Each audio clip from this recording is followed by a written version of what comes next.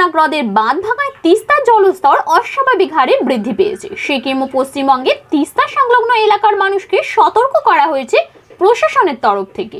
উত্তরবঙ্গের গাজলডোবা, দোমোহনী, মেখলিগঞ্জ, ঘিস এবং বাংলাদেশের বিভিন্ন এলাকা ক্ষতিগ্রস্ত হতে পারে বলে আশঙ্কাও করা হচ্ছে।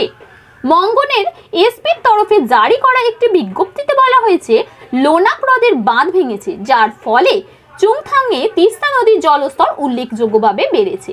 নদীতে দেখা গেছে হরপা, সেই জল উপচে তিস্তার আশেপাশের এলাকাকে জলমগ্ন হয়ে পড়েছে। ভেঙেছে রাস্তাঘাট। সাংকলং, ব্রিংবং, ফিডাং, ডিকচু, মাখা, সিংটাম, রংপু, মেলি এলাকার বাসিন্দাদের সতর্ক থাকতেও বলা হয়েছে। মেলি বাজারে 10 নম্বর জাতীয় সড়ক সম্পূর্ণভাবে ভেসে গেছে, তবে প্রশাসন তৎপর রয়েছে। উত্তরবঙ্গে তিস্তা সংলগ্ন এলাকার মানুষদের নিরাপদ স্থানে নিয়ে আসা হচ্ছে। এসডিও বিডিওর পরিস্থিতির উপর নজর রাখছেন। के भन्नु चाहन्छु भनेदेखि तपाईको जुन हिसाबले नेचुरल क्लाइमेट अलिकति तपाईको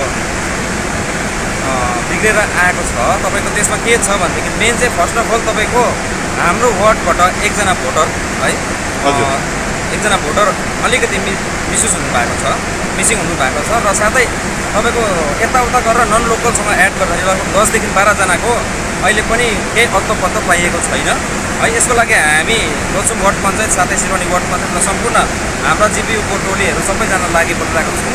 र म के भन्न चाहन्छु, जति पनि यहाँ नजिक कम्पनीहरू छ, कम्पनीको वर्करहरू लगभग 300-400 जनालाई हामीले यहाँ माथि सिरोनी स्कुलमा राखेको छौँ।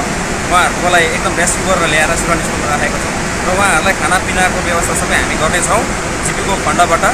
र साथै म के भन्न चाहन्छु भने अझै पनि रेड अलर्ट नै बस्नु भन्नुभएको छ सिक्किम प्रशासनबाट र हामी अझै पनि एकदमै अब आइन्दा यस्तो नहोस् र हामी एकदमै सम्पूर्ण सिवानीवासी हाम्रो जिपियुबाट हाम्रो सिक्किम सरकार सम्माननीय मुख्यमन्त्रीलाई हामी एकदमै अलपत्र पढिएको मान्छे है, एकदम गाउँ हाम्रो यो वार्डलाई एकदमै सपोर्ट पाइन्छ भनेर म एकदम आशा राख्छु।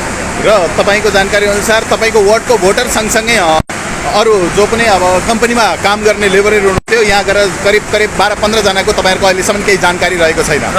तपाईँको 12 देखि 15 जनाको अहिले फिलहाल हाम्रोमा हजुर खबर आइपुग्दा चाहिँ, तर अझै पनि तपाईँको हुनसक्छ, सर्वे गर्दैछ। तपाईँको यहीँदेखि पारी पुग्नुको लागि हामीलाई कठिनाइ छ।